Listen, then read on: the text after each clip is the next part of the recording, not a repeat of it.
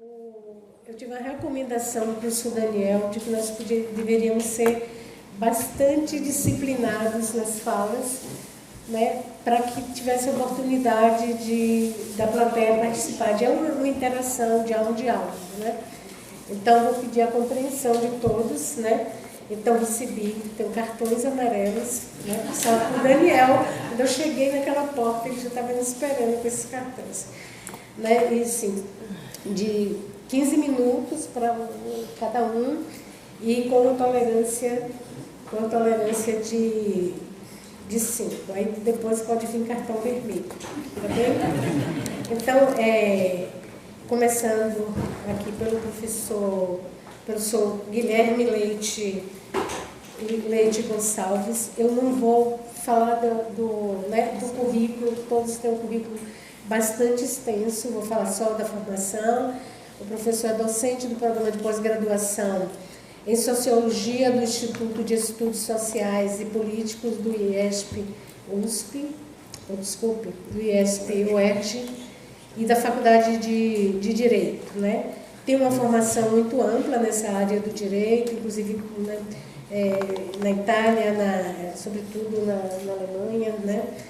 E é pesquisador do CNPq e atua na área de teoria social, principalmente nos seguintes temas: sociologia crítica, teorias do capitalismo e controle social.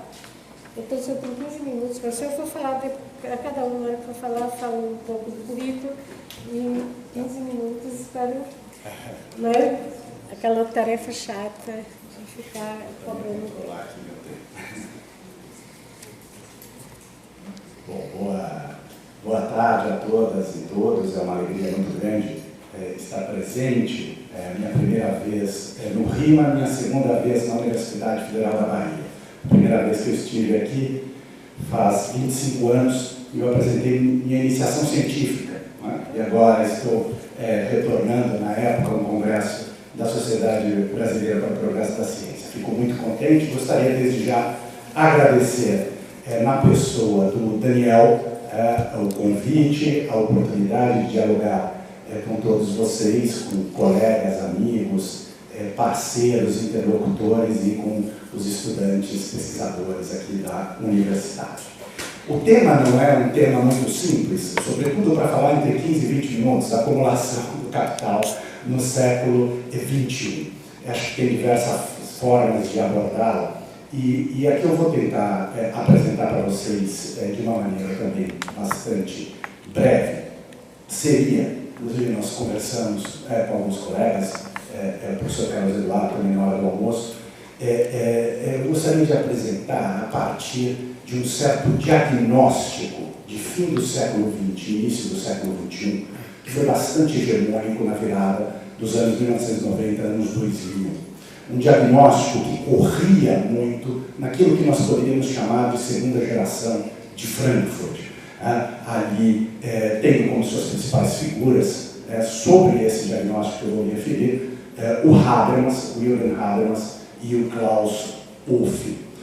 Naquela época, se via um avanço já neoliberal, um processo de privatização, um processo de conversão de direitos em ativos, em propriedades individuais e ativos financeiros, mas, por outro lado, existia ainda uma fé, uma esperança muito grande naquilo que nós podemos chamar de promessas normativas do regime de bem-estar social, ou, para falar da terminologia habermasiana, a fé ou a promessa no projeto inacabado da modernidade. Então, existia uma certa contradição. À medida que se via o avanço neoliberal, ainda existia, digamos, uma expectativa grande de que seria possível manter o regime de bem-estar social, não obstante o avanço neoliberal. Nessa época, o Klaus Wolff vai escrever um artigo e afirmar o seguinte, que o regime de bem-estar social construído em torno de lutas históricas constituía um estoque de expectativas sociais positivas, um processo de transformação, por exemplo, dos pagamentos com a reprodução social em serviços públicos, tá? Um processo de construção de propriedades sociais, portanto, propriedades que vinculam o coletivo, tá? E permitem, em certa medida, que as desigualdades no mercado fossem, de alguma maneira, combatidas, tá? Clausewitz vai afirmar, portanto, que esse estoque social em torno do regime de bem-estar social era tão potente que políticas privatizantes e mercantilizadoras não seriam capazes de minar a eficácia dessas políticas sociais e desses direitos sociais. Vai dizer o Clausewitz, é uma propriedade social tal qual construída pelo século XX, né? Que não é um bem exercido de maneira privada, mas uma prerrogativa coletiva, conferem vantagens associativas que não vão ser renunciadas, não obstante o processo de privatização e mercantilização de todos os espaços. Tá? Esse, digamos, forte apelo normativo dessa promessa igualitária foi visto, tá, como um instrumento que seria capaz de obstar o avanço da acumulação capitalista, o avanço da acumulação do capital. A gente pode definir um pouco esse tipo de sociologia habermasiana ou offiana como uma sociologia com uma crença exacerbada na esfera pública. Né? Isto significa que acreditava-se na capacidade de mobilização da esfera pública, incrustada nesse estoque positivo do regime de bem-estar social, que seria capaz, por meio dos direitos, de obstar abuso de poder, de obstar avanço de interesses privados e individuais, e por aí vai. Né? Já no início dos anos 2000, um outro diagnóstico começa a correr, né, nesse âmbito frankfurtiano, né, um diagnóstico que surge fora dessa perspectiva habermasiana, sobretudo naquilo que passou a se chamar de escola de Iena, né, entre autores como Klaus Dörr, Hartmut Rosa e Stefan Leslie, e que vão afirmar o seguinte: o grande problema desta análise sociológica esperançosa de contenção do neoliberalismo pelo regime de welfare se deu por conta de um abandono da categoria capitalismo por parte de Habermas e de toda a segunda geração de Frankfurt. Foi, em certo sentido, abandonado análises, descrições, diagnósticos de capitalismo. Uma vez abandonada a análise, o diagnóstico de funcionamento da sociedade capitalista, né, se entregava à fé de que seria possível uma organização racional e discursiva da sociedade. Bom, essa trilha da fé foi profundamente arriscada.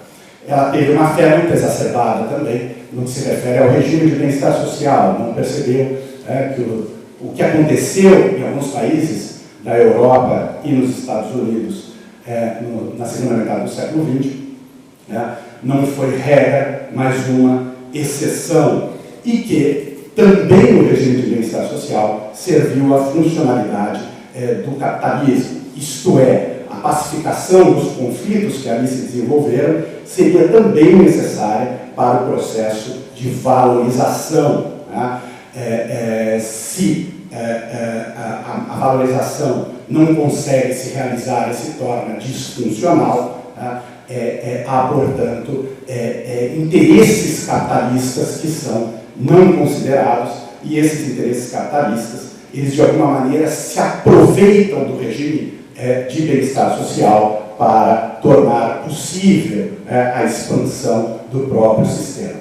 Dito de outro modo, sem diagnóstico de capitalismo, a teoria crítica subestimou o capital como força social e superestimou o papel da esfera pública. A obrigação por valorização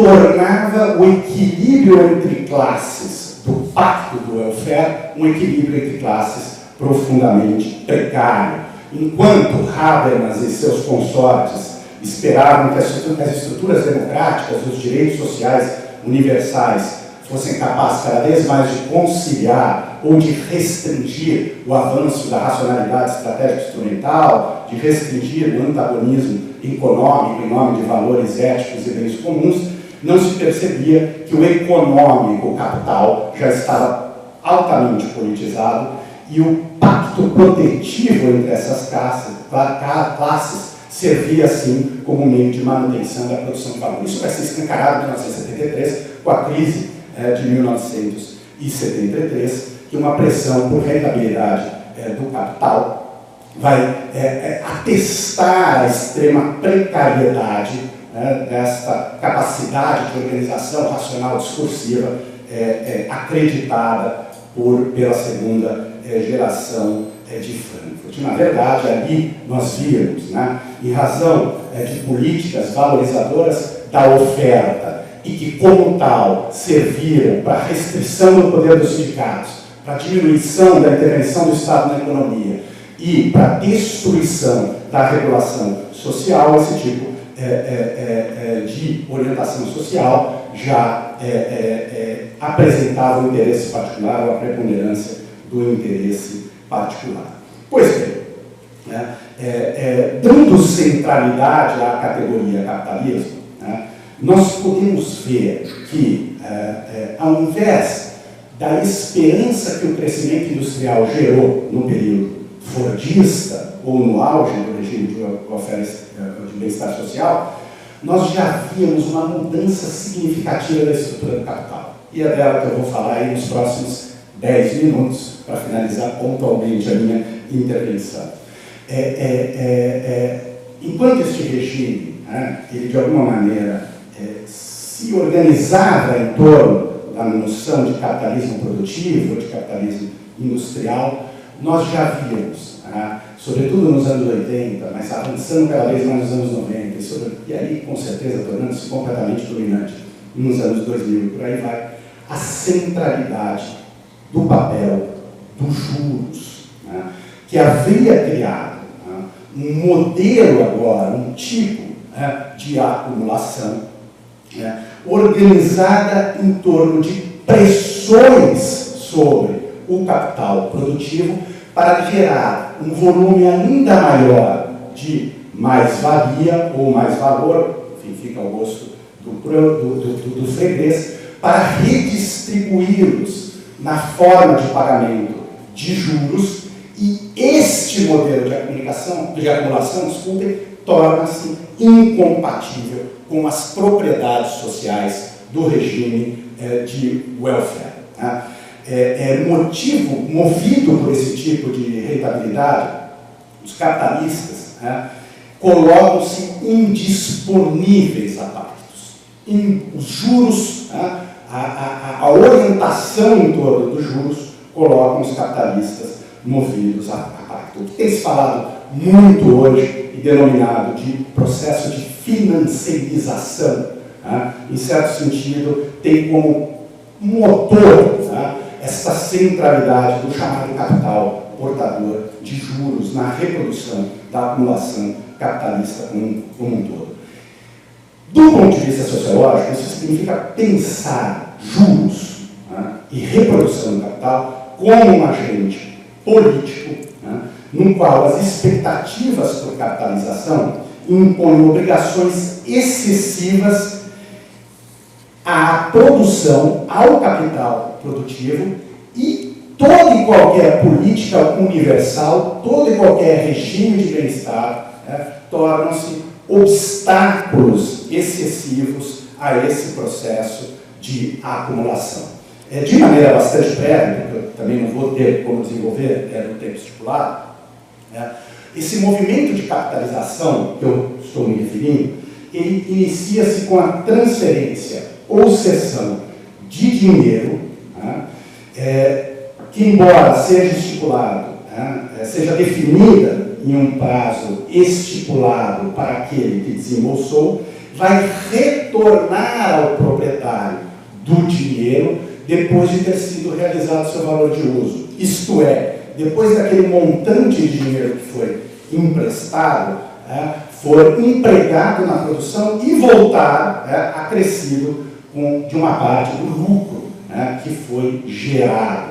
Esse retorno é o que nós podemos chamar de pagamento sob o nome de juros. Estou me referindo aqui a algumas ideias de maneira bem breve, que estamos na seção 5 do volume 3 do Capital do Marx. Pois bem, quando há um empréstimo e o retorno do dinheiro, este movimento parece não acontecer com o âmbito produtivo.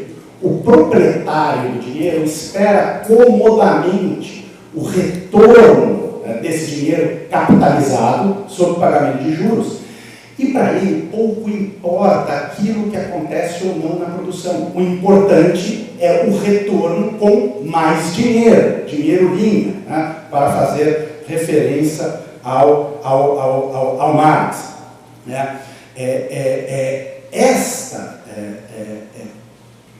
Este processo, que a gente pode definir mais uma vez como capital pagador de juros, ele vai se tornando cada vez mais complexo.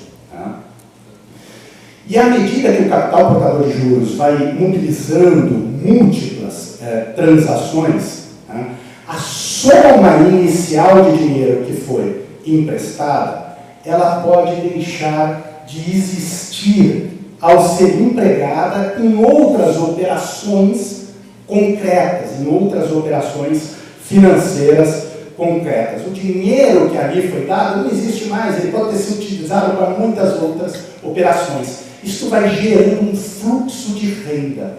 E este fluxo de renda agora lhe permite um cálculo às avessas. É possível agora que eu possa medir as rendas futuras, que eu seja um proprietário dessas rendas futuras sem mesmo possuir dinheiro existente. Isso nós podemos também chamar de um desdobramento do capital pagador de juros na forma de capital fictício. E aqui há duas perspectivas importantes. A primeira delas, muda-se o pressuposto de direitos subjetivos. Se outrora os direitos subjetivos estavam associados à cidadania social, tal qual eu me referi em relação ao regime de welfare, agora eu posso ver que via capital portador de juros, aquele do empréstimo imediato, o dinheiro vai dar o direito a um fluxo de renda futuras via pagamento de juros. Há, portanto, um novo tipo de direito introduzido com a forma de acumulação do capital com dominância financeira, o direito ao fluxo de rendas futuras. E, por sua vez, do ponto de vista do capital fictício, o fluxo de rendas futuras, raciocínio inverso, o fluxo de rendas futuras é ele que vai dar o direito a dinheiro. Dinheiro ainda não real, ainda não existente, mas ele dá direito ao direito. Do ponto de vista do capital fictício, nós temos um novo direito subjetivo, direito dos rendimentos ao dinheiro. Então, enquanto havia por parte da segunda geração de Frankl uma fé ainda na capacidade de mobilização da esfera pública, uma fé exacerbada ainda na capacidade de universalização de direitos subjetivos e cidadania social, o capital, a acumulação do capital desenvolvia duas formas latentes de direitos subjetivos completamente desconsideradas. Uma vinculada ao capital pagador de juros, o direito ao fluxo a rendas futuras. E a outra ao capital fictício, o direito dos rendimentos ao dinheiro. Essas duas formas vão ter impactos concretos, eu trato aqui de uma maneira abstrata, mas deixo aqui nos últimos 2 minutos referências de impactos concretos. A primeira delas, a satisfação das necessidades sociais deixam de ser realizadas pela oferta dos serviços públicos e, no lugar, a colateralização das políticas sociais. Isso significa que todo e qualquer titular do direito social agora se transforma em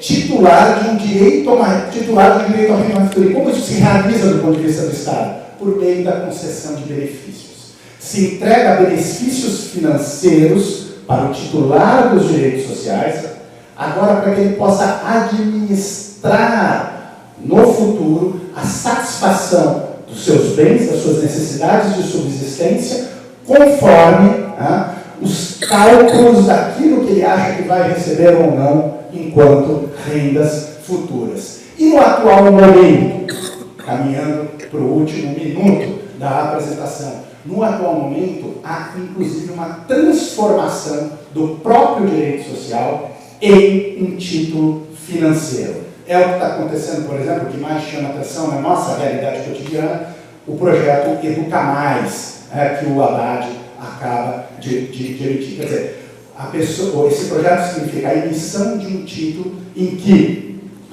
o titular de cidadania pode comprá-lo e pode exigir o seu pagamento apenas quando o seu filho obtiver 18 anos de idade, e ele vai utilizar os recursos desse pagamento para pagar os gastos de educação desse filho ou dessa filha. Vejam vocês que aquilo que poderia ser chamado de uma cidadania social se transforma agora em um título negociável na Bolsa de Valores e que serve para viabilizar uma ideia de rendas futuras. Finalizando, deixando em aberto questões para a gente discutir, enfim, acho que eu quis aqui focar um pouco mais nas compreensões gerais, mas quando significa a acumulação do capital no século XXI. Evidentemente que era uma acumulação onde a dominância das formas e configurações financeiras do capital, mas o principal resultado deste processo é a impossibilidade da propriedade social, porque capital de juros e capital portador de juros e capital fictício só são compatíveis com propriedades individuais. Isso significa que todo e qualquer titular de direito agora só pode ser hoje todo e qualquer proprietário de direito individual. É o que nós temos visto em todas essas... Não obstante, a Constituição ainda garanta um rol de direitos fundamentais e direitos sociais, eles só se realizam não na forma coletiva ou pública, eles só se realizam na forma da propriedade privada, individual e, sobretudo, na forma da propriedade individual financeira. A acumulação financeira, a acumulação do capital no século XXI, nós poderíamos denominar assim de um processo de ascetização de todas as esferas sociais, inclusive dos direitos e da reprodução social como um todo. Muito obrigado. Muito obrigada, professor Guilherme. Gente, desculpa, eu estou aqui na ressaca de gripe. Espero que não tenha captado aqui minha tosse. Bem, então passo imediatamente a palavra ao professor Luiz Silgueiras. Ai, desculpe, gente. Ih, Daniel. É um professor bastante conhecido aqui nosso, da casa, professor da UF, da Faculdade de Economia e do nosso programa de pós-graduação aqui desde o início, né? Economista, tem uma atuação na área da economia política e economia brasileira contemporânea, com ênfase principalmente em temas como padrão de acumulação e desenvolvimento, inserção internacional, política econômica, planos de estabilização, crise e padrão de desenvolvimento. Então, eu passo a palavra para o professor Luiz para sua fala. Tem aí.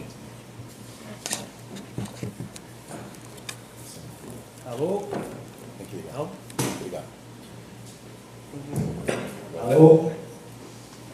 Tá ligado? Então, tá dando para ouvir? Boa tarde a todos, a todas. Em primeiro lugar, o agradecimento, né, pelo convite de participar dessa mesa, junto aos colegas que pesquisam na área de relações internacionais. O tema que é a acumulação de capital no século XXI, na realidade, de uma forma bem concreta, é o seguinte: é a discussão sobre a natureza e as características do capitalismo no século XXI. É disso que se trata. Né? Quais são essas características, qual é a natureza do capitalismo que nós estamos vivendo, né, nesse século XXI. Então, eu queria falar de cara logo o seguinte: o capitalismo é o mesmo, mas ele é diferente. Ele é o mesmo porque as leis gerais de funcionamento do sistema, aquelas leis gerais que o Marx esclareceu no Capital, a obra maior dele, essas leis gerais, elas estão presentes e fundamentam o funcionamento do sistema, sendo que a principal delas, a partir da qual todas as outras são derivadas, é a lei do valor ou a lei da mais-valia. Então, portanto, sob essa ótica, né, numa formulação no nível de abstração mais elevado, que foi o nível que o Marx trabalhou, o capitalismo é o mesmo. No entanto, a forma como essas leis se expressam concretamente na realidade do sistema no século XXI, essa forma foi se modificando, foi se diferenciando em relação aos períodos anteriores, certo?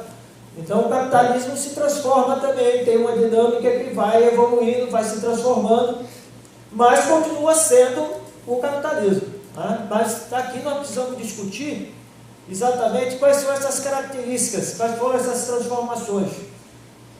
E essas transformações, elas se iniciaram, pelo menos nas 2 últimas décadas do século XX, ou três últimas décadas do século XX, com 3 grandes processos, 3 grandes movimentos, ou 3 grandes fenômenos. O primeiro fenômeno foi a reestruturação produtiva, que foi exatamente o surgimento da terceira revolução tecnológica, depois da quarta revolução tecnológica, que desembocou nas tecnologias de informação e comunicação e que foi se aprofundando, se desenvolvendo de uma forma muito dinâmica até chegar numa situação que nós temos hoje, do mundo digital, das plataformas, né, num processo extremamente baseado no conhecimento, baseado na informação, na comunicação, e que se expressam no que a gente conhece hoje em dia nas Big Techs, né? Nas grandes Big Techs do Vale do Silício, que são a vanguarda do capitalismo hoje em dia, certo? Sobre todos os aspectos que vocês possam analisar, certo? Então, essa reestruturação produtiva, ela não foi um ponto no tempo, ela é um processo que vem já, pelo menos, há 4, 5 décadas, certo? E se aprofundou no século XXI, desembocando exatamente no capitalismo das plataformas, no capitalismo da vigilância e por aí vai. E chegando à importância do conhecimento como elemento central desse processo todo, que é exatamente está substanciado exatamente nessas Big Techs do Vale do Silício. O segundo processo, que vem lá de trás também, é um processo que é chamado de mundialização do capital, financiarização do capital. Esse é um tema muito complexo, não dá para desenvolver aqui, mas de saída a gente pode dizer o seguinte, que o conceito de capital financeiro não existe em Marx. O conceito de capital financeiro ele foi elaborado pelo Hilfig e foi assumido pelo Lane, que é a visão de que uma junção do capital bancário e do capital industrial produtivo E a junção dessas duas coisas, sob a hegemonia e o comando do capital bancário, você teria uma nova forma do capital próprio do sistema imperialista na virada do século XIX para o século XX, né, quando isso foi formulado, que é exatamente o conceito de capital financeiro do Ruffin, que foi apropriado e utilizado, né, pelo Lenin no livro dele, O Imperialismo, Etapa Superior do Capitalismo. No Marx, que você tem é o conceito do capital portador de juros, que é o capital monetário de empréstimo, certo? Que está no nível da circulação de mercadorias, né? O capital que a gente chamava o capital mercantil, que é o capital comercial, e o capital portador de juros, o capital monetário, certo? Que tem direito, pela propriedade do capital, de receber, pelo empréstimo que faz, de receber uma renda. E o segundo conceito, que é o desdobramento dessa coisa, que é o capital fictício, que o colega anterior já abordou aqui, certo? Então, a ideia da financiarização, então, é que você tem uma hegemonia das finanças no capitalismo do século XXI. Então, a hegemonia das finanças, que significa uma predominância, um domínio das finanças sobre as outras esferas, as outras dimensões do capital, o capital comercial, o capital industrial, o capital agrícola, etc. Não há uma contradição entre esses capitais, certo? Mas há uma hegemonia, uma predominância das finanças, certo? E que se articulam, certo? Que se articulam de forma que você potencializa o processo de integração entre as diversas frações do capital sob a hegemonia das finanças.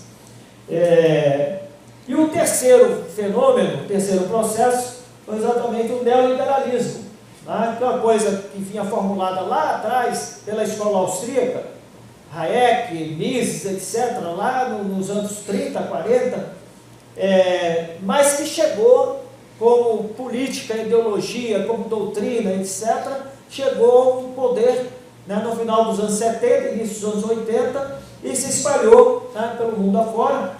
E esses três processos, reestruturação produtiva, financiarização e neoliberalismo, eles têm uma sinergia, né? Eles convergem, um realimentando o outro, certo? E nessa formulação do neoliberalismo, você vai ter o quê? Como elemento central de tudo isso aí, você vai ter a precarização do trabalho, que nada mais é do que um processo de superexploração do trabalho. A ideia formulada está no Capital também, mas não nesses termos, né? Porque o Marx admitiu, para poder formular suas leis de movimento, admitiu que você comprasse e vendesse a força de trabalho, o capitalista pagava o valor real da força de trabalho. Mas ele sabia, e tem vários capítulos de história do Capital, que mostra como você não tinha o pagamento do valor da força de trabalho em várias circunstâncias do período da Revolução Industrial, etc., né? Mas ele, para formular as leis de movimento dele, ele supôs que isso acontecia, certo?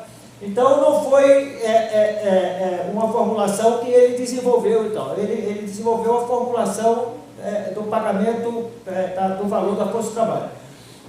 A teoria marxista da dependência vai partir dessa formulação geral e vai discutir exatamente a superexploração da força de trabalho, no sentido de que a força de trabalho nos países da periferia do capitalismo, por uma série de circunstâncias, o valor da força de trabalho não é pago, né? Quer seja do ponto de vista do valor específico mesmo, abaixo, quer seja pela intensidade e pela extensão da jornada de trabalho, né? Três maneiras diferentes de você levar a superexploração do trabalho.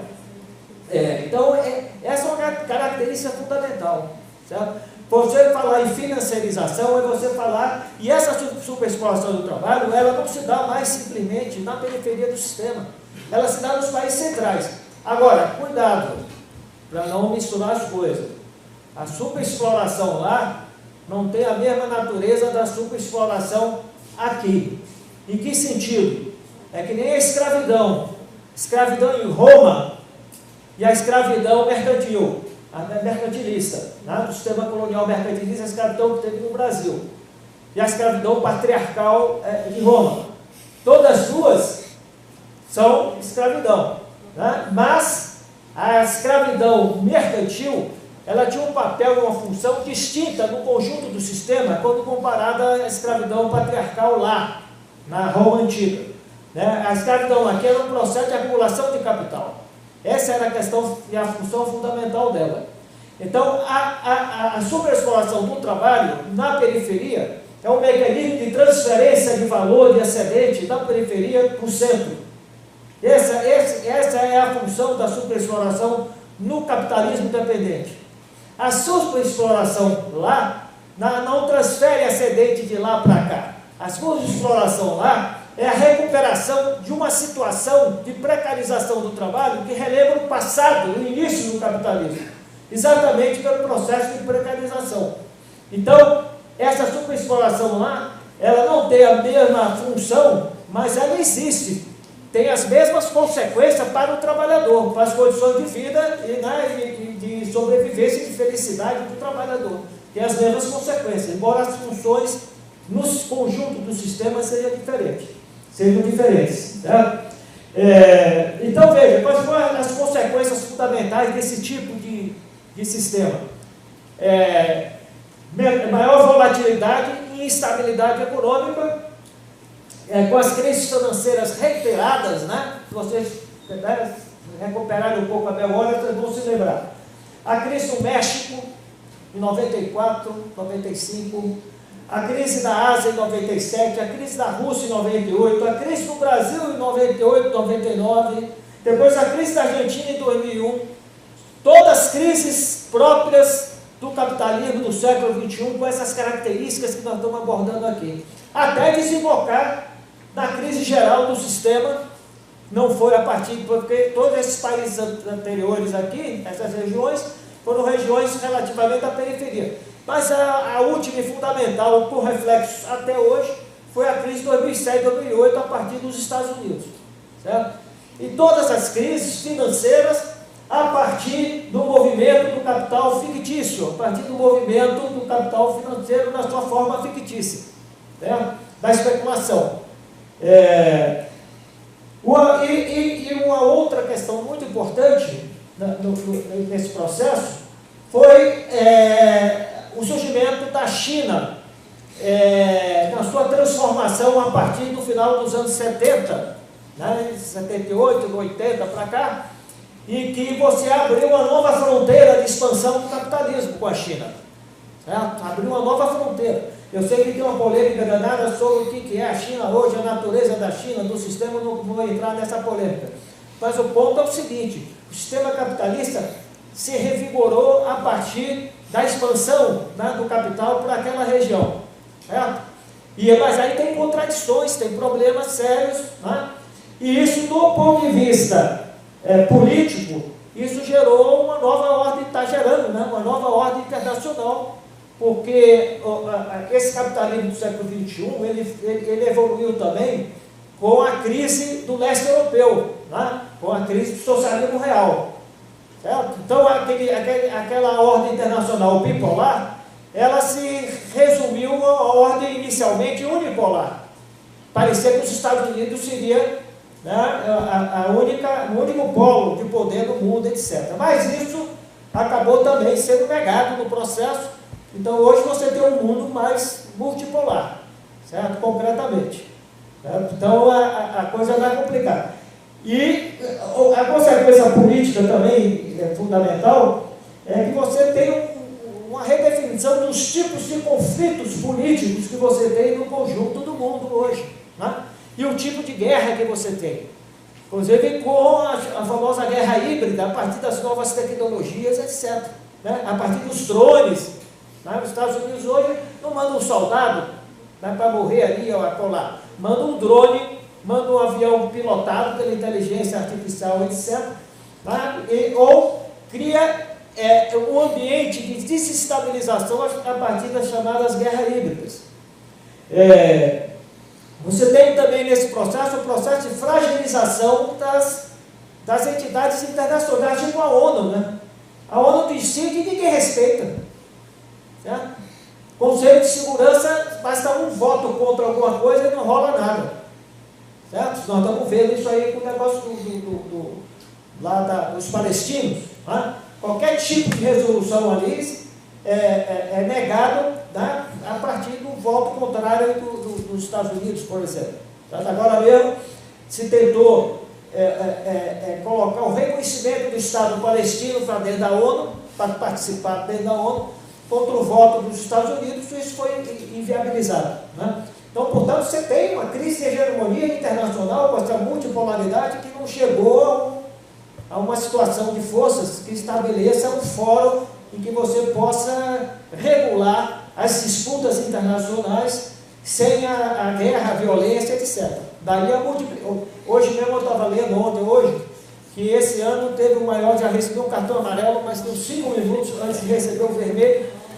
Eu vi hoje ou ontem a informação que esse ano você teve os maiores orçamentos militares na sequência, hierarquicamente, esses orçamentos militares, Estados Unidos, China, Rússia e Índia.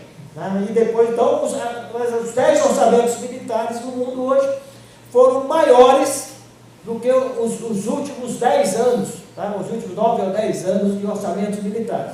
Né? Então você vê realmente que é um mundo conflagrado, uma situação extremamente complicada.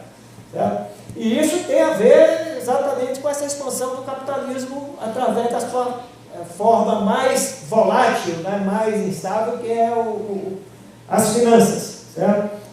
E em função dessa situação, né, desse capitalismo do século XXI, que nós estamos assistindo já de algum tempo para cá, foi a ascensão da extrema-direita no mundo, o neofascismo. Certo?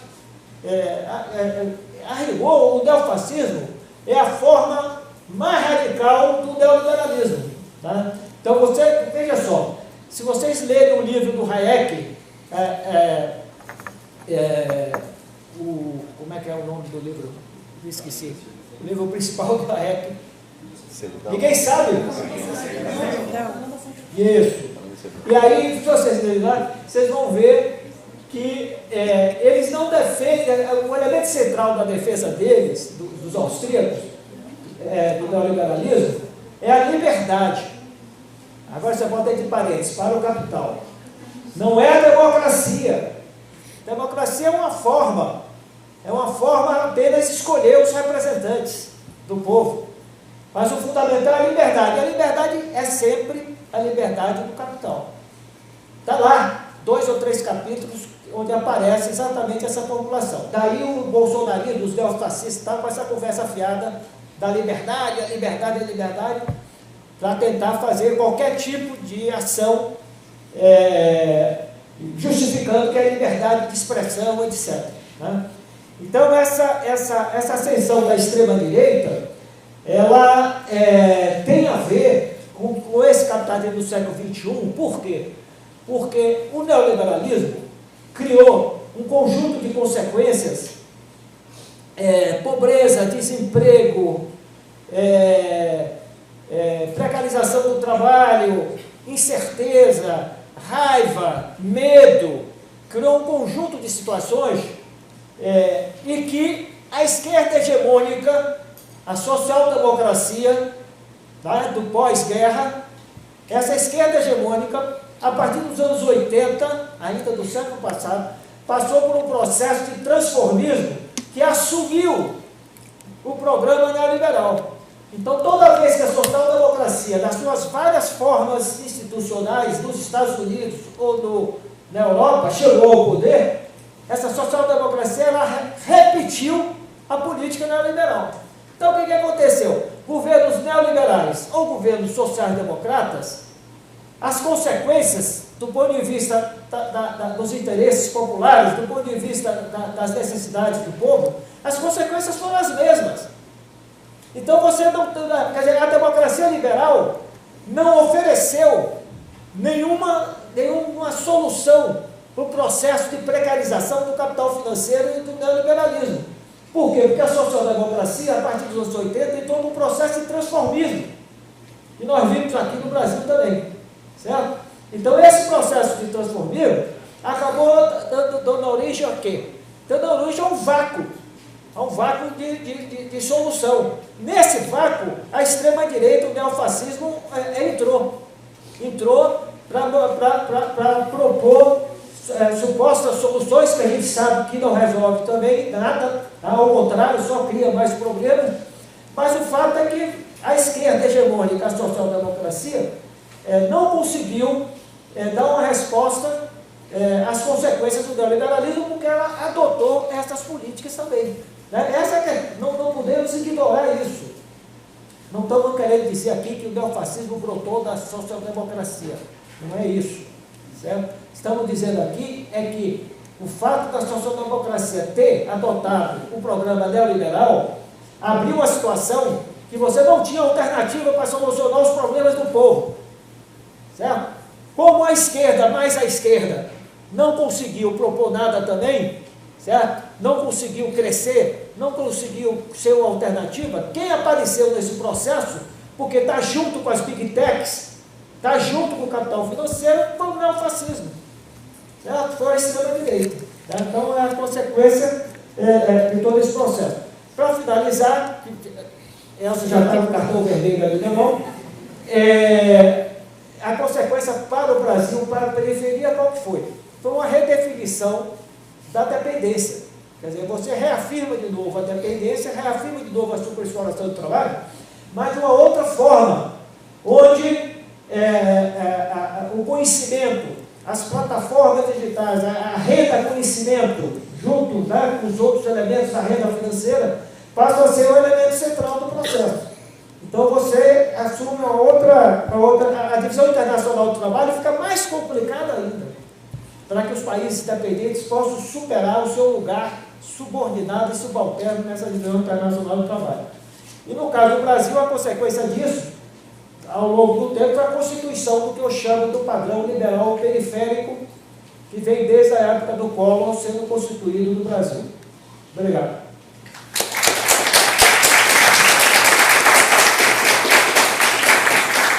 Obrigada, professor Luiz. Todo mundo disciplinado.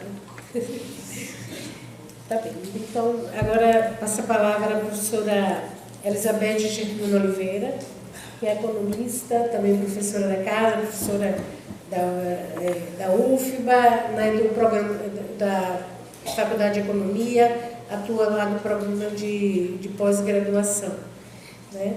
Ela é integrante do grupo de estudo de economia política e economia política e desenvolvimento, e no âmbito desse grupo de pesquisa, ela coordena a área da economia política do conhecimento, né? Como jovem doutora, eu acho que ainda vale lembrar que a tese dela foi premiada, né, em primeiro lugar, né, o Prêmio Brasil de Economia do Conselho Federal de Educação como a melhor tese do Brasil no ano que ela defendeu. Então, passo a palavra à professora Elizabeth.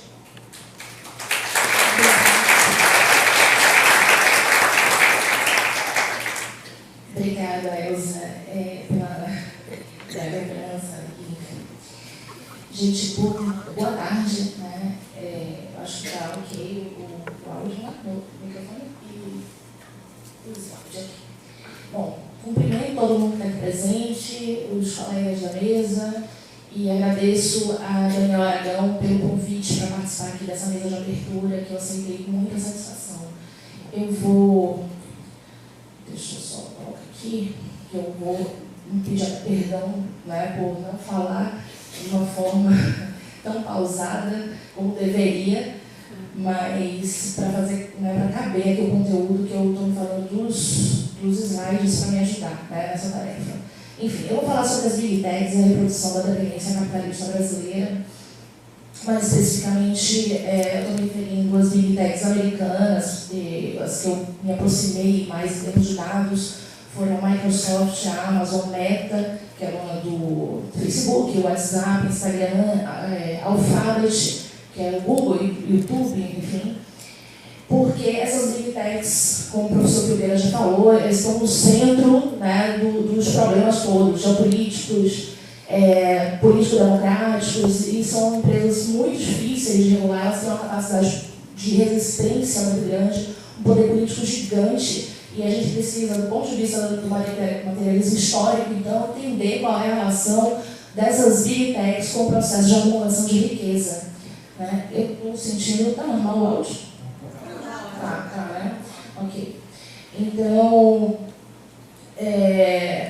quando a gente vai para a literatura crítica, né, que eu venho estudando isso, mais específica, a economia do conhecimento é mais longa, mais focada um pouco na economia de dados e tudo mais, isso tem uns 6, 7 anos, tem uma literatura bastante heterogênea, né? Mas de um ponto de vista mais geral, existem grandes contribuições e importantes contribuições do ponto de vista mais concreto, e que foram valiosas para mim, né, para essa minha trajetória nesses últimos anos. Mas tem muitas controvérsias teóricas e que ganham muita visibilidade, inclusive porque, por exemplo, no campo da economia política tem nomes muito, né, conhecidos como Mariana Mazzucato, Yannis Varoufakis e Cedric Grahn e outros marxistas, menos a primeira que eu falei, que defendem uma tese que para mim é completamente estranha, né? Que é o tecnofeudalismo. Por exemplo, ano passado, o Yannis Varoufakis, que é o ex-ministro das Finanças da Grécia, lançou um livro dizendo que as plataformas são feudos, os donos são senhores feudais, os capitalistas são vassalos e nós comuns somos servos, sem falar dos trabalhadores. Então, assim, para mim, isso é bastante complicado, porque nessa visão estaria de um lado, né, de uma disputa política às big techs, e do outro, nós trabalhadores com os capitalistas. Então, ainda tem outras visões, capitalismo de vigilância, colonialismo de dados, enfim, dentro disso, não é um bloco homogêneo, tem visões diferentes, mas o denominador comum, a boa parte delas, é que elas definem a ideia de uma nova lógica de acumulação de riqueza, e o que eu vou tentar argumentar aqui é justamente o contrário, né, que as big techs cumprem um papel estratégico na reprodução do capitalismo, ou do padrão de acumulação capitalista em geral, mas eu vou tratar mais especificamente do capitalismo brasileiro. E que papel estratégico seria esse? É a expansão das fronteiras da subsunção do trabalhador ao capital. Eu estou falando aí não dos trabalhadores das big techs, eu estou falando da classe trabalhadora de um modo geral. É um papel estratégico que, tipo, as big techs passaram a compor a engrenagem do funcionamento do capitalismo de modo geral, né? Então, a expansão das fronteiras da subsunção no sentido totalitário, isso já é uma tendência do próprio capital e do próprio neoliberalismo. E tanto na esfera do trabalho, da política, do consumo, eu vou focar especificamente na esfera do consumo. Tem gente tratando de questões importantes na área da inteligência artificial, né, o impacto, por exemplo, da inteligência artificial no mercado de trabalho e tudo mais, mas eu vou tratar mais especificamente da esfera do consumo, né, que eu acho que está no sério, claro que eu nem de longe pretendo dar conta do tamanho do problema, mas a questão que eu tenho uma questão que eu vejo muito fora do radar da literatura, né, que é justamente a questão da subsunção do consumo. Vou estruturar aqui a minha fala, começando pela mercadoria, né, depois tratando da lógica que está subjacente à demanda, questões relacionadas à luta de classes, depois vou parar do científico técnico e volto para a mercadoria. Então, primeiro ponto, né, o ponto de partida aqui, como é que eu cheguei nesse negócio de subsunção do consumo? Se a gente olhar os relatórios financeiros e a literatura, a gente vai ver que a principal mercadoria, qual é?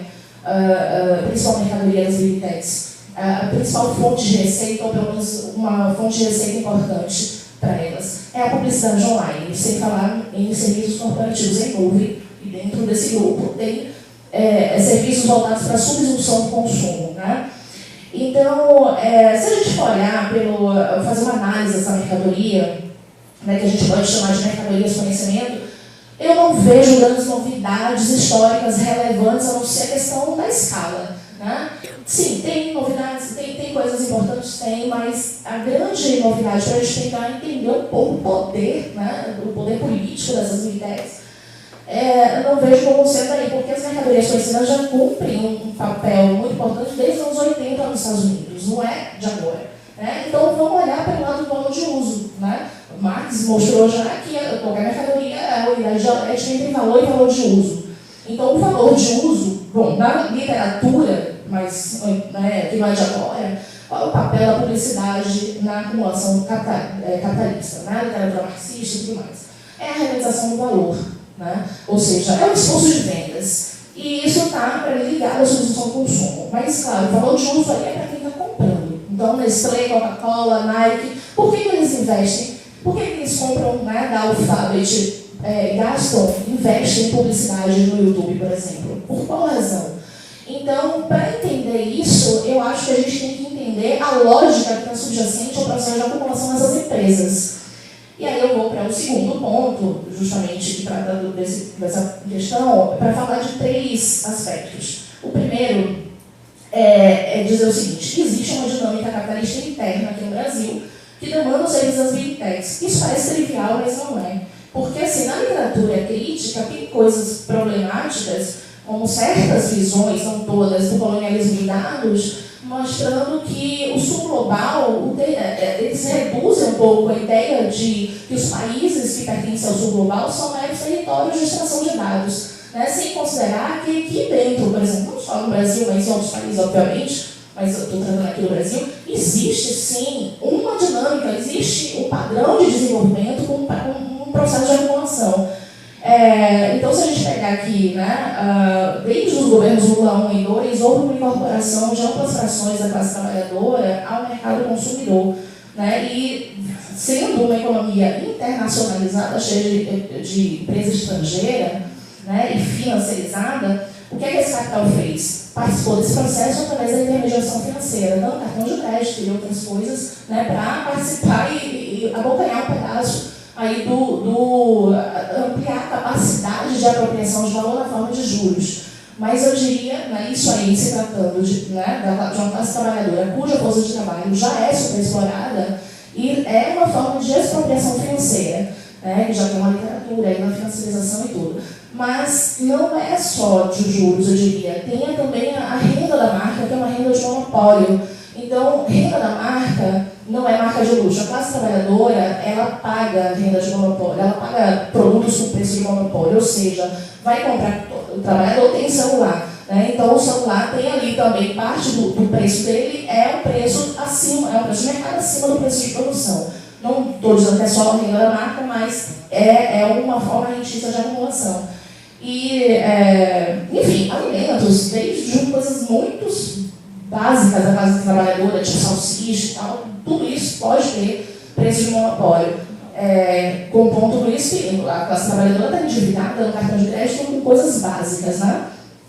Então, o segundo ponto em relação a esse aspecto dizer o seguinte: o rentismo não é uma deformação do capitalismo. Essa discussão já é mais antiga, mas eu quero só frisar para dizer que, por exemplo, a renda da marca do conhecimento tem interpretação mostrando que se trata de representa a manifestação de uma lei eminentemente capitalista, né? Que é a tendência à autonomização do capital. Não vou ter tempo aqui de falar, mas a gente enxerga isso muito pela ótica dos capitais individuais, né? Que eles atuam no sentido de aumentar a capacidade de apropriação do valor.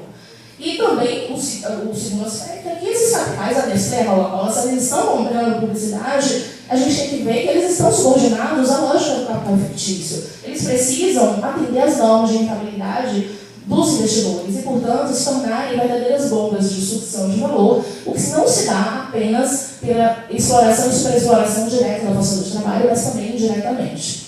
E o terceiro aspecto dessa questão da demanda, da lógica subjacente à demanda, é que, para além da transferência de dados, há transferência de valor. Eu digo isso porque, na literatura crítica, dando uma ênfase, eu não estou dizendo que é errado, muito pelo contrário, né? Se destaca muito a questão, do ponto de vista da soberania nacional, é muito importante tratar da transferência, né, dos nossos fluxos de dados para os Estados Unidos, para a Europa e tudo mais.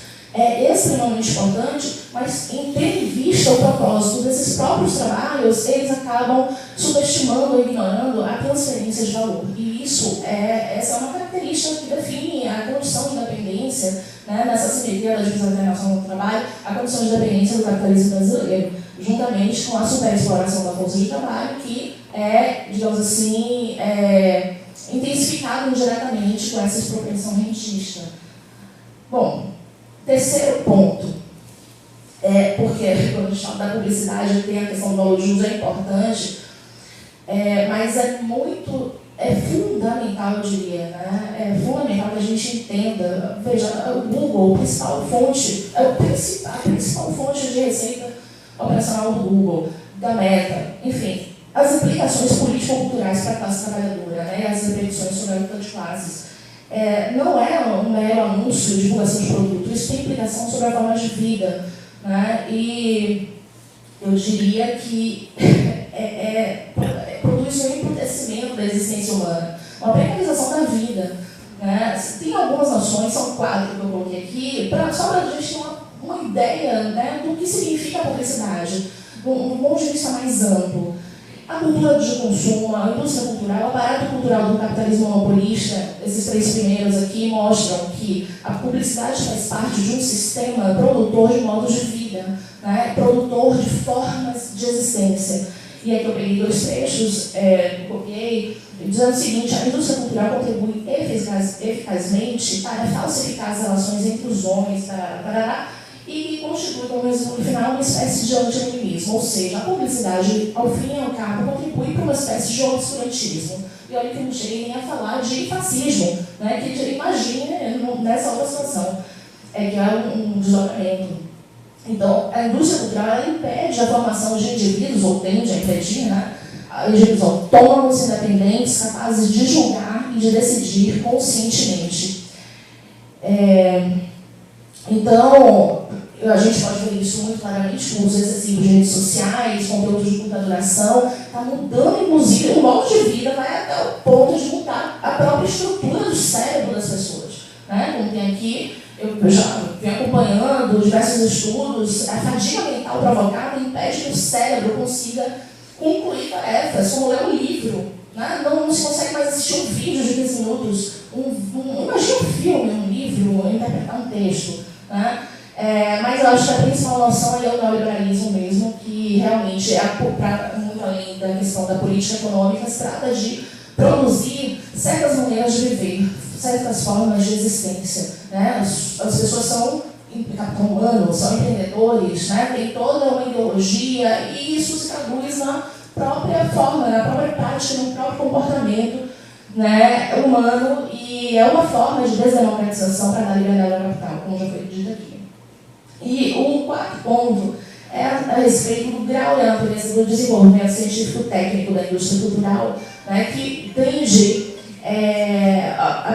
hoje, a capacidade técnica e científica de subsunção do consumo, ela avançou para um nível muito mais preocupante. Né? Se a gente comparar isso, por exemplo, peguei aqui de uma autora, né, as fases da cultura do consumo, comparar com fases anteriores da cultura do consumo, claro que isso começa no imperialismo, mas chega aqui depois, né, onde você tem a publicidade através de rádio, né, o conhecimento científico ainda não é uma coisa própria, né, que fala a linguagem do capital, como, por exemplo, a psicanálise, que está na base da formação do nascimento das relações públicas, o marketing com conhecimento da psicologia, enfim, tem ainda a TV, quando chega, né, depois, numa segunda fase, com pesquisa de mercado, é uma coisa analógica, você não tem um retorno imediato.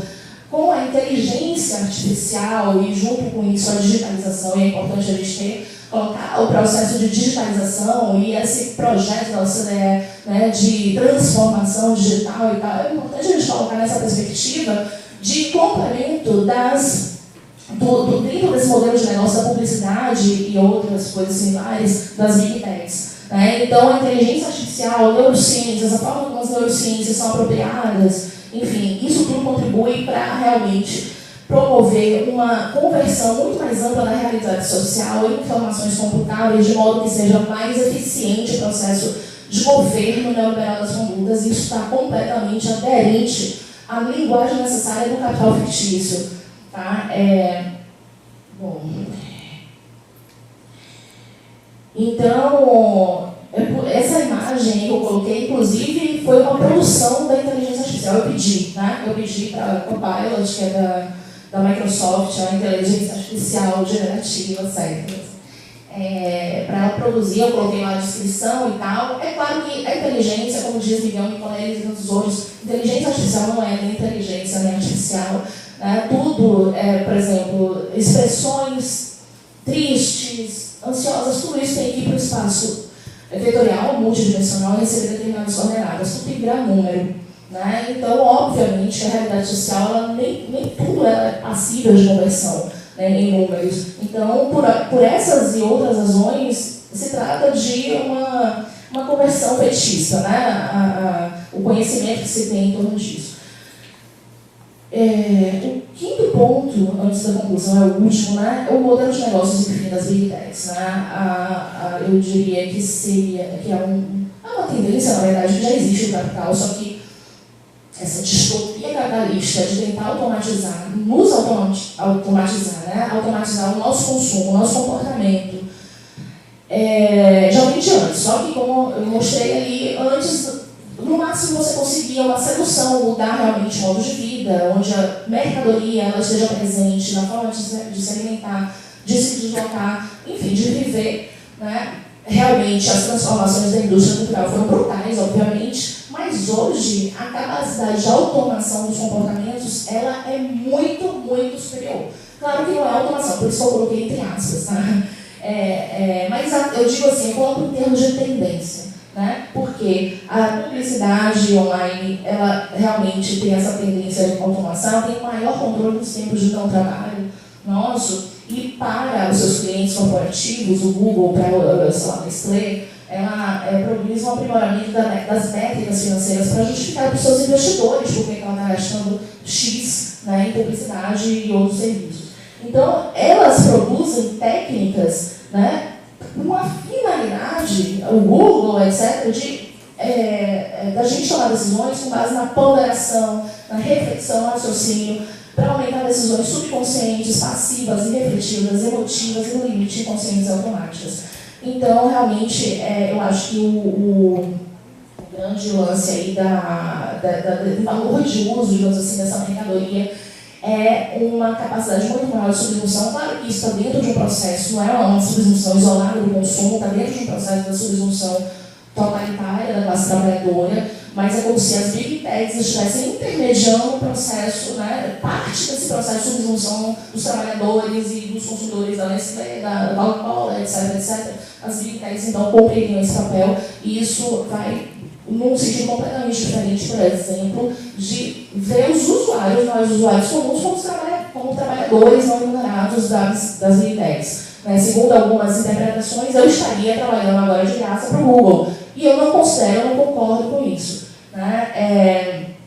Minha crítica é outra. Então, para finalizar, enfim, a conclusão, e, enfim, reafirmando algumas questões, se o Google vende a publicidade ajuda os seus clientes corporativos a intensificarem seus ganhos, suas capacidades de apropriação do valor na forma de juros, de renda da marca e outras, né? Então está impulsionando o rentismo. E o rentismo é a forma por excelência do capitalismo brasileiro contemporâneo de transferência de valor. Então, na verdade, ao fim e ao cabo, as Big Techs estão contribuindo para a reprodução dessa assimetria na divisão internacional do trabalho, né? A reprodução da relação entre imperialismo e independência. Além disso, pronto, já encerrei só esses dois pontos, tem a reprodução indireta da superexploração da força do trabalho, já que isso se trata de uma expropriação rentista, e a resiliência neoliberal do ponto de vista aqui não do Estado, não estou falando disso, mas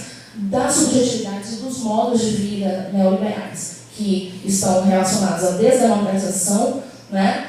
Ou seja, a permanência e a reprodução da desdemocratização, do obscurantismo, né? Com pseudociência, coach, autoajuda e por aí vai. E, claro, sendo assim, a vulnerabilidade ao fascismo. Obrigada.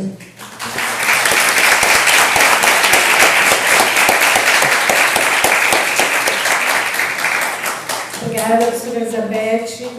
Então, vou passar a palavra agora ao professor Carlos Eduardo Martins, acho que é bastante conhecido aqui nesse nosso ambiente, né? Ele é sociólogo, é professor da Universidade Federal do Rio de Janeiro, atua lá também no programa de pós-graduação em economia política, né? E tem uma extensa área de pesquisa, sobretudo ligada à teoria da dependência e do sistema mundo, onde ele trata, né, da América Latina, o Brasil aí nesse contexto, né, Estados Unidos, China, Então, e a globalização de uma maneira geral? Vou, professor, passo a palavra e seguimos. Obrigado, Elza. É um enorme prazer voltar aqui a Salvador. Salvador, cidade que eu conheci em 93, no Carnaval. E a última vez que voltei foi em 2018, para o lançamento do dossiê sobre teoria marxista da dependência, que eu organizei junto com Luiz Filgueiras na revista Caderno CRH. Então é um enorme prazer rever o Luiz, rever a Elza, né, conhecer o Guilherme, a Elizabeth, e estar aqui nesse terceiro colóquio da RIMA. Os colegas já apresentaram dimensões extremamente importantes da acumulação de capital no século XXI. O que eu queria pontuar aqui é a relação da acumulação de capital no século XXI com a ordem internacional, com a geopolítica internacional, com o Estado e as contradições que estão permeando essa acumulação. Diversos aspectos aqui foram apresentados muito corretamente: predominância do capital financeiro, rentismo, extensão da superexploração da força de trabalho aos países centrais. E eu queria acrescentar outros elementos. Um primeiro elemento que eu acrescento é que esse capitalismo ocidental, que vem se financiarizando desde os anos 70, sobretudo a partir do final dos anos 70, ele faz isso a partir de profundas contradições internas. A meu ver, a grande raiz dessa contradição está numa mudança estrutural das forças produtivas da economia mundial, que é a passagem da Revolução Industrial para a Revolução Científico-Técnica. Marx analisou o capitalismo como um modo de produção centrado na indústria. E uma das tendências que Marx apontava era a tendência decrescente da taxa de lucro, que tinha que ver exatamente com a superação da indústria pelo processo de automação. Nos Grundrisse, Marx coloca isso com mais clareza. Ele vê a ciência como uma força produtiva pós-capitalista. Claro que o capital pode se apropriar da ciência, mas faz com muitas contradições. Então, uma grande contradição é que, com a Revolução Científico-Técnica, o elemento mais dinâmico das forças produtivas é a subjetividade, é o conhecimento, é a informação. Portanto, uma categoria que é parte do valor da força de trabalho. O elemento, portanto, mais dinâmico das forças produtivas contemporâneas é um elemento que tende a aumentar o valor da força de trabalho. E isso cria contradições sistêmicas profundas. Daí, o capital passar a se interessar em superexplorar essa força de trabalho, isto é, não pagar ela pelo seu valor. E isso vai se estabelecer, sobretudo, nos Estados Unidos, a partir dos anos 70, quando a grande burguesia norte-americana resolve derrotar a classe trabalhadora. Resolve derrotar uma classe trabalhadora que estava com uma pressão salarial que ultrapassava a curva de produtividade e fazia declinar a taxa de lucro. Qual foi a estratégia da burguesia norte-americana? Financiarizar e deslocalizar a produção. Financiarizar para tirar o circuito da acumulação de capital do setor produtivo, e aí passou-se a criar uma dívida pública que não tinha nada que ver com a dívida pública criada entre os anos 40 e os anos 70. A dívida pública criada nesse período foi uma dívida pública que teve um forte papel de alavancar forças produtivas. Em 1939, a dívida pública nos Estados Unidos era de 50% do PIB. Em 1946, era de 120% do PIB. Mas a contrapartida disso é que o PIB dos Estados Unidos mais que duplicou e os Estados Unidos saiu como uma potência mundial inconteste depois da Segunda Guerra. Desde então, a dívida pública passa a cair linearmente. Cai dos 120% para 33% do PIB entre 46 e 79. Mas a partir de 79, ela desenvolve uma trajetória inversa. Ela salta de 33% para 60% no final da década de 80, salta de 60% para 100% na crise de 2008, salta de 100% para 130% no período atual. Então, há um processo de financiarização que teve como resultado principal o seguinte: a curva de produtividade passou a se expandir 6 vezes mais rápido que a curva de salário nos Estados Unidos. A classe trabalhadora foi derrotada. Os dados da Oxfam mostram que de 1980 a 2022, da expansão da renda gerada, apenas 2% foi para os 50% mais pobres. Os níveis de desigualdade nos Estados Unidos se elevaram dramaticamente. E a deslocalização produtiva passou a ter a seguinte lógica: criar uma âncora salarial para os trabalhadores norte-americanos nos salários da força de trabalho superexplorada da periferia ou que recebia salários muito mais baixos. Então, o México vai passar a ter superávit comercial com os Estados Unidos. Não porque a economia mexicana seja mais forte tecnologicamente que a economia norte-americana, mas porque é uma lógica de deslocalização que tem como objetivo rebaixar os salários dentro dos Estados Unidos. A costa leste da China também passa a receber um volume de capitais expressivos. Mas essa estratégia norte-americana de financiarizar e deslocalizar baixou a taxa de investimento internamente, baixou a taxa de crescimento internamente e criou uma dinâmica fortemente parasitária. Se tentou entender essa lógica, alguns segmentos tentaram entender essa lógica como a descoberta de um poder ilimitado de expansão dos Estados Unidos. Mas o que a realidade mostra não é isso. O que a realidade mostra é que derrotar a classe trabalhadora desse jeito tem um preço, que é o declínio do poder do Estado norte-americano no mundo. Isso se manifesta claramente pela redução da dianteira dos Estados Unidos na fronteira tecnológica. A gente pegar, por exemplo, o número de patentes internacionais registradas, a China ultrapassa os Estados Unidos a partir dos anos 10. Os Estados Unidos se endivida na própria moeda, pode expandir a dívida pública ilimitadamente. Será? Será mesmo que pode fazer isso? Vamos pegar os gastos militares. Os gastos militares deflacionados dos Estados Unidos têm um pico em 2008.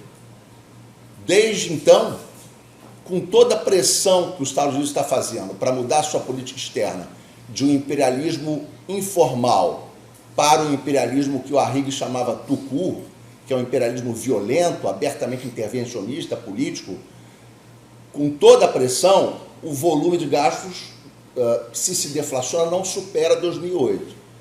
E se você pegar, por exemplo, os gastos militares de China e Rússia somados, eles eram um sexto dos gastos militares dos Estados Unidos em 2000, eram 17% dos gastos militares dos Estados Unidos em 2007 e hoje são mais de 40%. Então isso mostra que a economia mundial capitalista é uma economia competitiva e há limites para essa capacidade de financiarizar-se. A produção capitalista é uma produção de mercadorias, e mercadorias têm uma dupla dimensão. São valor de uso e valor de troca. Só um poder político extremamente violento poderia ser capaz de impor preços completamente independentes de valores de uso. E a realidade indica que os Estados Unidos não está conseguindo fazer isso. Tudo indica que estamos entrando num cenário mundial de empate catastrófico. Estamos entrando num período de caos sistêmico, onde os Estados Unidos perde a hegemonia e perde, inclusive, a capacidade de impor sua vontade pela força. A derrota que os Estados Unidos está tendo na Ucrânia é uma clara expressão disso. Qual era o projeto norte-americano para a Rússia? O projeto norte-americano para a Rússia era asfixiá-la comercialmente, asfixiá-la financeiramente e fazer guerra híbrida. Fazer guerra híbrida para derrubar o Putin e fragmentar a Rússia em 3 partes.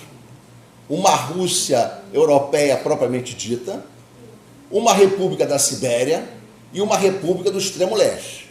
Isso está dito pelo Zbigniew Brzezinski num artigo na Foreign Affairs em 1997. Essa era a estratégia. E essa estratégia deu com os burros nada. A Rússia conseguiu manter o valor do rublo, a Rússia conseguiu enfrentar a tentativa de asfixia comercial e financeira, articulando-se com a Índia, com a China e com economias asiáticas. E mais, países asiáticos, africanos e árabes, sentindo-se ameaçados com o nível de violência da intervenção política sobre a economia, começaram a buscar fortalecer forças contra-hegemônicas. Daí há um enorme número de postulações de países do sul global querendo fazer parte do BRICS. Então, nós estamos entrando num mundo de grandes contradições. Tenho muitas dúvidas de que a China possa vir exercer no futuro um papel similar ao que as potências capitalistas ocidentais no mundo exerceram. A China, para mim, é um híbrido de 3 dimensões. Há na China uma herança sinocêntrica, que se manifesta ainda numa população rural extremamente expressiva. Há uma direção política socialista da China e há uma tentativa de hibridização com a economia mundial capitalista. Evidentemente que essa hibridização com a economia mundial capitalista criou enormes desigualdades na China. A China tinha, no início da década de 90, um nível de exportação equivalente a 10% do PIB.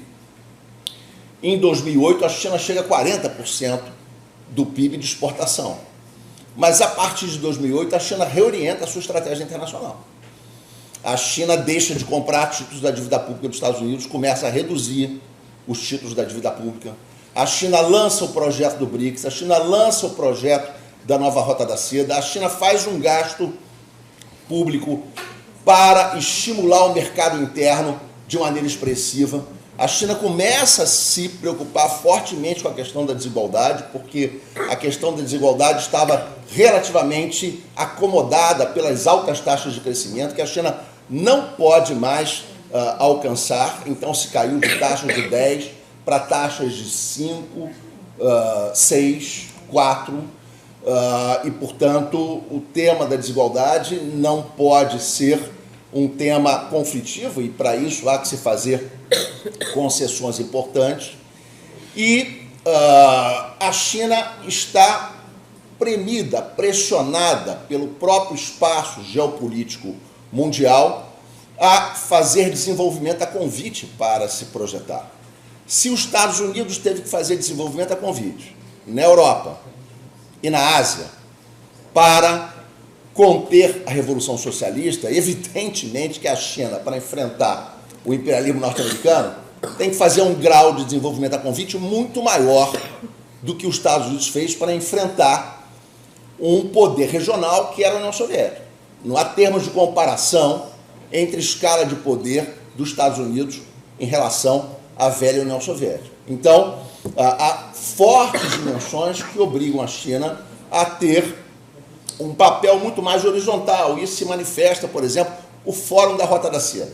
Como é que é o Fórum da Rota da Seda? Quantos países estão ali representados? Mais de 130. E qual era o projeto dos Estados Unidos para o mundo? Era do consenso de Washington. Ninguém era chamado. As instituições que estavam sediadas em Washington decidiam, e os Estados Unidos estrangulavam os outros países através de chantagens em relação à dívida externa acumulada através de uma política unilateral de sobrevalorização do dólar. Então, nós temos na China um eixo geopolítico distinto. A China é um país que tem 20% da população mundial no seu espaço territorial, se aproxima muito da Rússia, que é o maior país em espaço territorial do planeta. China e Rússia são países anfíbios, países com forte dimensão territorial e com grande possibilidade de projeção marítima, assim como o Brasil é. Os países que lideraram a economia mundial capitalista eram penínsulas ou ilhas, o que garantia uma presença demográfica mínima em termos mundiais dentro desses países, o que garantia também uma autonomia do econômico diante das pressões sociais enorme. Isso não se dá no caso da China. Isso não se dá no caso da aliança que vai estabelecendo no mundo, que é a aliança entre países do sul global. Então, acho que estamos vivendo num mundo extremamente contraditório, e a América Latina tem que tomar consciência de que se vincular à hegemonia dos Estados Unidos ainda é se vincular a uma situação de caos, catástrofe e declínio. E isso se evidencia pela crise da nossa democracia.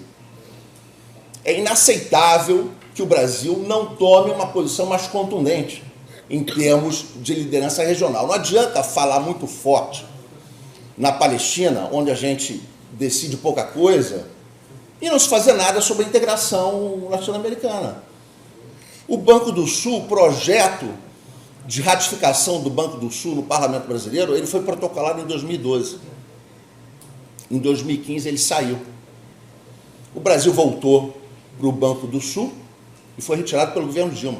O Brasil voltou, para a Unasul, e não há nenhuma iniciativa para se ratificar o Banco do Sul. A nossa integração regional ela está sendo mantida em temperatura extremamente baixa, porque, lamentavelmente, não temos uma política pública de reivindicação de uma soberania mais expressiva. Com todos os avanços da nossa política externa, mas o nome dela é muito inocente, né? O nome dela é muito inocente, é política externa ativa e altiva. Ativa e altiva pode ser o comportamento de uma pessoa, não é isso?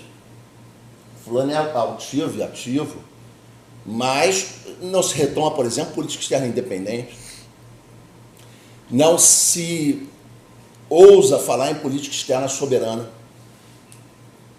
Então, isso evidencia limites, evidencia uma certa aceitação do país ficar no quadro da dependência. E pior ainda, sob a hegemonia do capital financeiro, o que garante à nossa democracia um nível de esvaziamento concreto muito grande. E uma das condições de projeção do fascismo é qual? É que a vertente liberal tradicional esteja em crise e justamente que a esquerda queira salvar esse liberalismo. Aí o que a extrema-direita faz? Ela se reivindica como antissistema e joga sua crítica para o modelo político e quer aprofundar o modelo econômico. Não é? É o que eles tentam fazer aqui. Então, temos um cenário de profundas turbulências e transformações no mundo contemporâneo. Esse também pode ser um cenário de oportunidades, mas é preciso liderança política para atuar nesse cenário estrutural. E liderança política com ousadia. Não adianta manter o nosso povo no nível do folclore, porque isso é o que a direita faz. Não é? É preciso se criar um horizonte de reivindicação de direitos, de cidadania, que aí certamente o nosso povo vai reagir positivamente e atuar. Muito obrigado.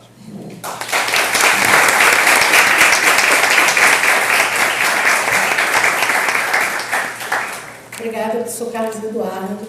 Só vou lhe lembrar uma outra vez que você veio a Salvador. Aqui, nós tínhamos acabado de instalar o programa de pós-graduação e você veio e deu uma aula sobre teoria da dependência. Então, nós lembramos muito bem, né? Foi muito importante para nós. Tá bom, gente, acho que uma mesa riquíssima, ampla.